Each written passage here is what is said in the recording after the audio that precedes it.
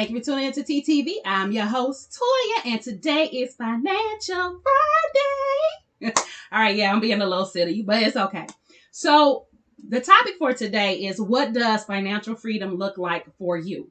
Okay, and the reason I'm asking that, because a lot of times we say we want things in our life and we want to be someplace in our life, or we want things in our life, but why do you actually want it? What is your goal? What does that freedom look like for you?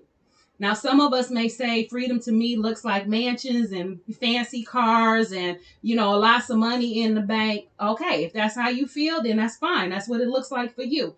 Look, it might be for you living in, a normal house, your normal Leave It to Beaver style type of house, where you have a good neighborhood and good neighbors and you have a healthy relationship with your children and your family. Okay, then that's what it looks like for you, and it's okay.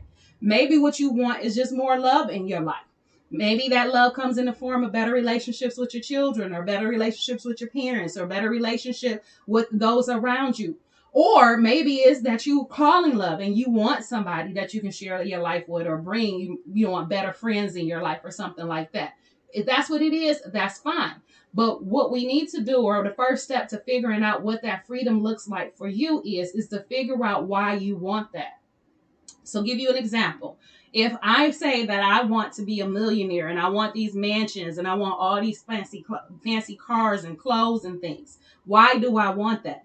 Is it because I want to keep up with the Joneses or the Kardashians? Now, y'all don't say Joneses anymore. I'm showing my age. Keep up with the Kardashians.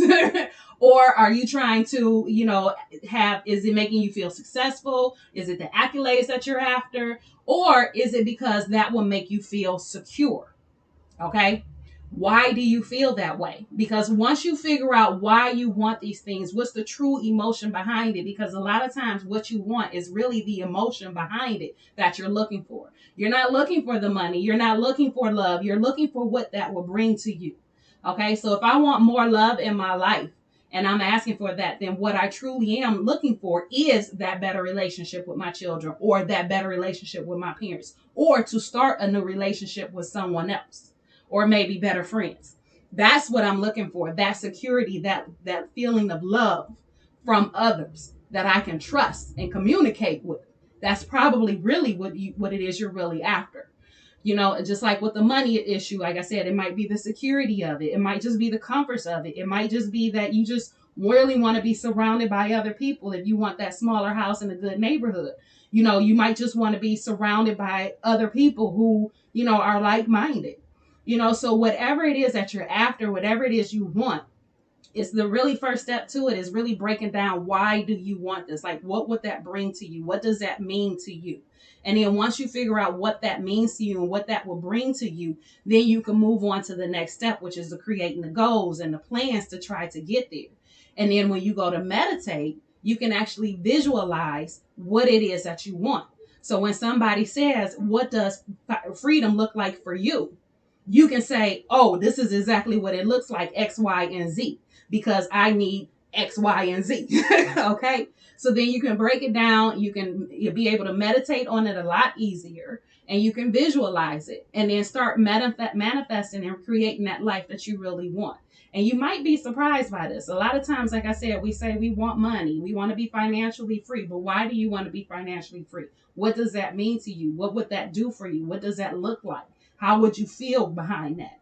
And once we can answer those questions, then it's a lot easier for us to move through life and get to where we're trying to go, and manifest and meditate, and all that stuff comes a lot easier if we know exactly where we're headed. So without knowing where you're headed and not having a real good picture of it, is very difficult and frustrating. And so we end up being content with where we are. We end up being content with what we're doing, because we're not taking that time to really break down what it is we really want, what our real purpose is, what we're really trying to do. So that's the message for today. Please like, subscribe, share. If you have comments that you want to make on this, please leave them below. I love reading the comments that you guys leave. I really do. And I appreciate it. But that's the message for today. I love you guys, and I will talk to you tomorrow.